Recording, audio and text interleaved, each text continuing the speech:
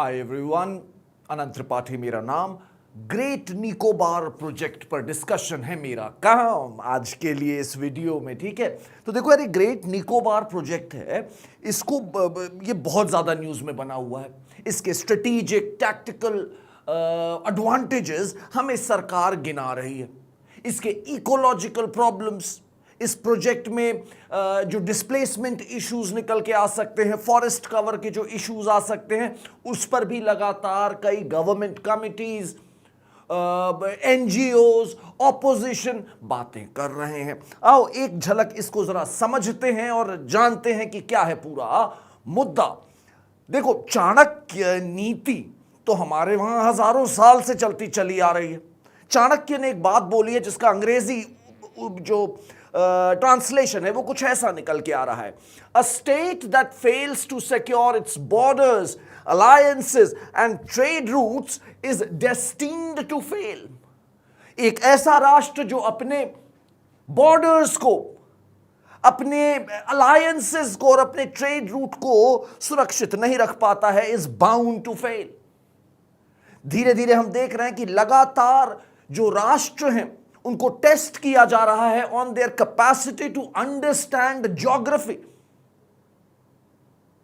आओ इसी विषय को थोड़ा सा आगे और जानते हैं। अंडमान और निकोबार आइलैंड जो है, ये भारत का एक बड़ा ही स्ट्रेटेजिक लोकेशन है, ऐसा इसको समझा जा सकता है। ठीक है, इसकी स्ट्रेटेजिक रेलेवेंस 21st सेंचुरी में और बढ़ती जा रही है इस पोजीशन की। अगर तुम थोड़ा सा इतिहास के पन्ने पलट के देखोगे तो ये जो नाम है अंडमान और निकोबार, ये बड़ा फैसिनेटिंग है यार। जानते हो अंडमान, इसका नाम कैसे पड़ा इन आइलैंड्स का? 10 डिग्री चैनल से ये दोनों जो है आपस में बट रहे हैं। मतलब 10 डिग्री चैनल के ऊपर अंडमान है, नीचे निकोबार है। हमें बताया जा रहा है कि मलय भाषा में हनुमान को हंदुमान कहते थे, हंडुमान।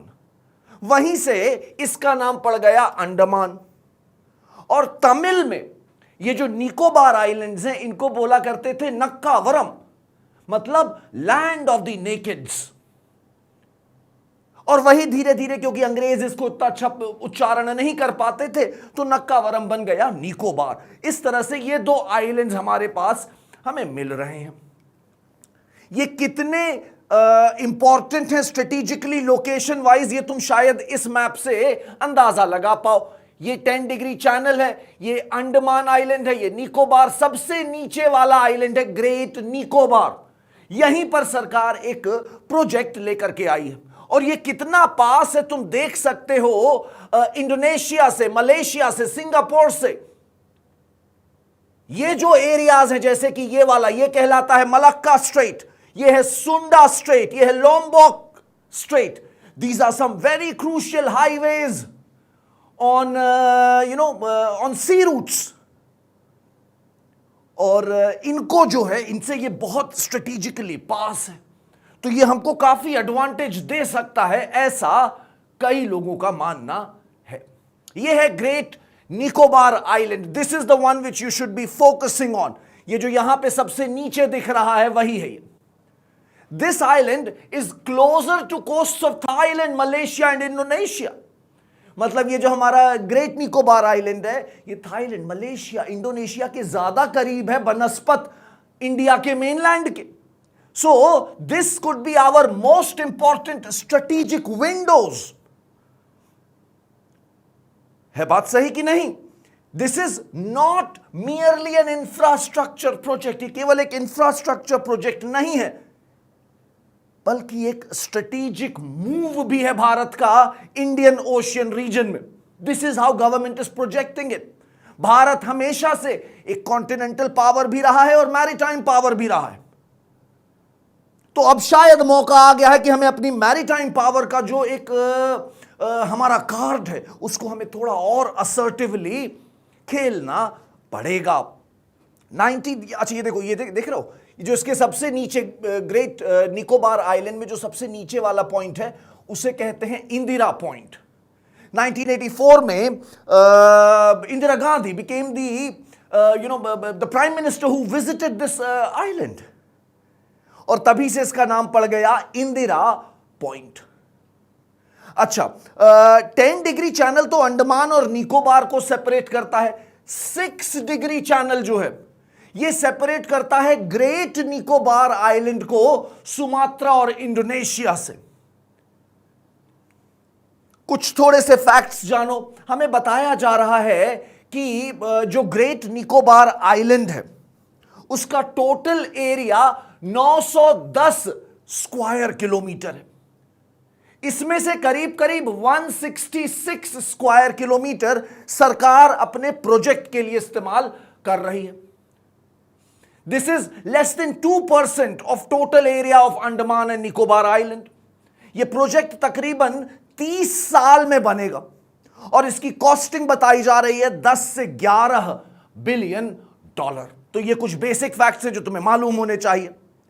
हमें यह भी बताया जा रहा है कि तकरीबन 130 स्क्वायर किलोमीटर का फॉरेस्ट कवर जो है उसको डिस्ट्रॉय करना पड़ेगा, उसको हटाना पड़ेगा। लेकिन अगर तुम अंडमान एंड निकोबार का टोटल फॉरेस्ट कवर देखोगे तो उसके हिसाब से लेस देन 2% है। सरकार इस बात को भी हाईलाइट कर रही है कि भाई देखो, लेस देन 2% एरिया ही तो हम ले रहे हैं यहां का, अंडमान एंड निकोबार के टोटल फॉरेस्ट कवर का। ओके, ये देखो, जैसा मैं तुमसे कह रहा था ना कि Malacca strait, Sunda strait, Lombok strait, these are very important points of international commerce और इसके बहुत पास हम लोग की प्रेजेंस हो जाएगी इस प्रोजेक्ट के आने के बाद। देखो, जैसे जैसे 21st सेंचुरी आ रहा है, हर देश इस समय ओशियन रूट्स, जो कंटेनर शिप्स को लेके बड़े बड़े शिप्स जा रहे हैं, कंटेनर्स को लेकर के बड़े बड़े शिप जा रहे हैं, उनके लिए सही ओशियन रूट, उनके लिए ट्रांसशिपमेंट हब, मतलब ऐसा पोर्ट जहां पर एक बड़ा शिप आएगा और अपने सामान को उतार उतार के छोटे छोटे शिप में बांट देगा, या कई छोटे छोटे शिप आएंगे और उनका सामान ऑफलोड करके एक बड़े जहाज पे लोड कर दिया जाएगा। इस तरह के पोर्ट को कहते हैं ट्रांसशिपमेंट हब। दुनिया का सबसे बड़ा ट्रांसशिपमेंट हब सिंगापुर है, तो सिंगापुर से भी काफी करीब हैं हम लोग यहां पर। ठीक है, तो देखो, इस समय दुनिया में हर जगह बेटा नेवल बेसेस बनाए जाने की, बड़े बड़े पोर्ट बनाए जाने की, अपने आसपास के ओशियन रीजन्स को सर्वेलेंस करने की, अंडर सी केबल्स बिछाने की एक होड़ सी लगी है। इंडियन ओशियन रीजन भी इससे अछूता नहीं है। इंडियन ओशियन रीजन के आसपास जितने भी पावरफुल कंट्रीज हैं, they are trying to expand their leverage in this region. Bharat को इसमें बहुत ज्यादा पीछे नहीं छूट जाना है, हमें भी अपने कार्ड्स सही तरीके से खेलने होंगे। ये देखो, ये है वही ग्रेट निकोबार आइलैंड, उसमें इंदिरा पॉइंट तुम देख सकते हो। ये जो बे है इसे कह रहे हैं गैलीथिया बे, और ये जो बे है इसे कह रहे हैं कैम्बल बे। ये जो रीजन तुम ग्रे कलर का देख रहे हो, यहीं पर सरकार का प्रोजेक्ट बनेगा, यहीं पर सरकार का प्रोजेक्ट बनेगा। गैलीथिया बे जो है ये केवल 45 किलोमीटर है 6 डिग्री चैनल से। 1 लाख शिप्स हर साल पास होती हैं 6 डिग्री चैनल से शुरू होकर के मलक्का स्ट्रेट की तरफ चली जाती हैं। तो इतना बड़ा एक ट्रेड रूट है, हम उसके पास अगर मौजूद रहेंगे एक अच्छे ट्रांसशिपमेंट पोर्ट के साथ, तो ये हमारे लिए लॉन्ग टर्म में इकोनॉमिकली एडवांटेजियस होगा।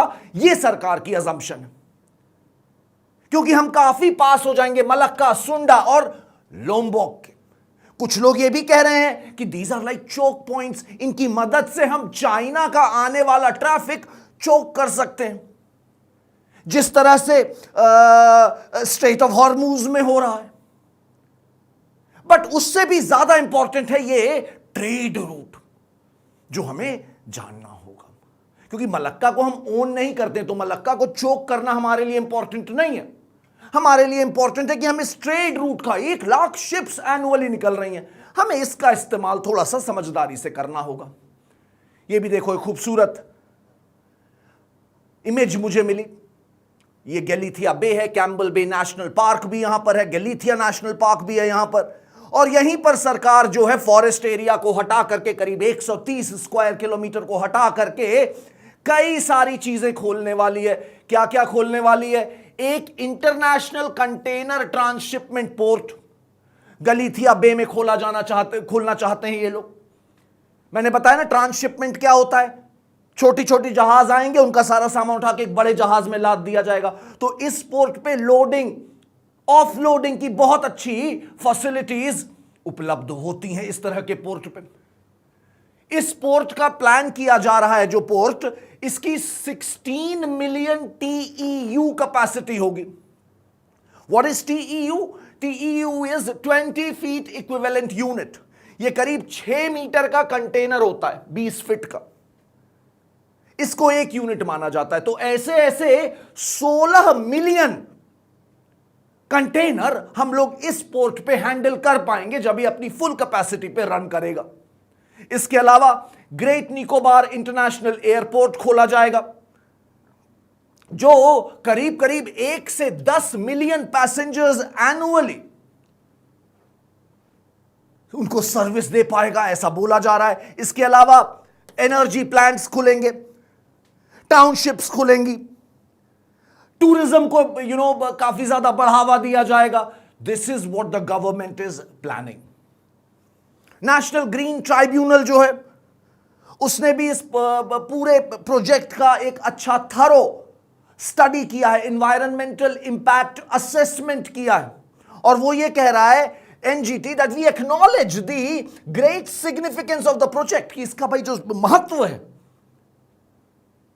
वो केवल एक इंफ्रास्ट्रक्चर प्रोजेक्ट के तौर पे नहीं है, इसके स्ट्रेटेजिक और टैक्टिकल बेनिफिट्स भी हैं, ये हमें बताया जा रहा है। लेकिन हमें यह भी ध्यान रखने वाली बात होगी कि कई लोग, कई गवर्नमेंट कमिटीज इस बात को फ्लैग कर रही हैं कि यहां पे कमर्शियल एलिमेंट ही डोमिनेट कर रहा है। केवल स्ट्रेटेजिक एलिमेंट नहीं है, कमर्शियल एलिमेंट्स भी हैं यहां पे बहुत सारे। इतना बड़ा एयरपोर्ट, टूरिज्म का एक्सपेंशन, हमें सोचना होगा कि इस पूरे प्रोजेक्ट का क्या नतीजा होगा बेटा। जो यहां पे ट्राइब्स रहते हैं अंडमान एंड निकोबार में, जैसे जॉर्वे, जैसे ओंगे, जैसे सेंटिनलीज ट्राइब, तो तुम्हें मालूम है ये अभी भी पैलियोलिथिक स्टेज में है, किसी को भी अपने आइलैंड में आने नहीं देते हैं। तो जो इतना ज्यादा सिविलाइजेशन से अलग रहे हैं, उनके जीवन पे अब क्या असर पड़ेगा अगर इतना बड़ा एक इकोनॉमिक हब यहां पर बन के निकल के आएगा। These are also some very important questions that must be considered before we proceed ahead with this project. यह भी बताया जा रहा है कि देखो, अगर तुम सिंगापुर का एग्जाम्पल लो या डिएगो गार्सिया का एग्जाम्पल लो, तो यहां पर हम देख सकते हैं कि कैसे जियोग्राफिकली बहुत अलग थलग पड़ा रीजन, वहां पर भी जब इंफ्रास्ट्रक्चर ले आया गया तो they became strategic Trump cards. Singapore की बात करो या डिएगो गार्सिया की बात करो, तो यहां पे जब इंफ्रास्ट्रक्चर में पैसे लगाए गए तो धीरे धीरे ये सिर्फ एक पेरिफेरल एरिया नहीं बचे, बल्कि ये स्ट्रेटेजिक आउटपोस्ट्स बन के निकल आए इनके लोगों के लिए, जिनके हैं ये आइलैंड्स। ठीक है भाई, हमें ध्यान रखना है कि एक बैलेंस बनाए बिना हम नहीं आगे बढ़ सकते। ये बैलेंस बनेगा इकोलॉजिकल सेंसिटिविटी और स्ट्रेटेजिक इंटरेस्ट में। हमें दोनों का बैलेंस बना करके आगे चलना होगा, और हमें ध्यान रखना होगा कि जिन लोग का जीवन इससे प्रभावित हो रहा है उनको सही तरीके से मुआवजा दिया जाए, मिटिगेशन की जाए। जो पेड़, फॉरेस्ट कवर यहां पे काटे जा रहे हैं, हमें इंश्योर करना होगा कि हम उसकी भरपाई करें। अगर हम वो नहीं करते हैं तो फिर हम शायद अपने आप को बेवकूफ बना रहे हैं, किसी और को नहीं। इन चीजों का ध्यान रखना और पढ़ाई लिखाई करते रहना। I will see you around. Bye bye.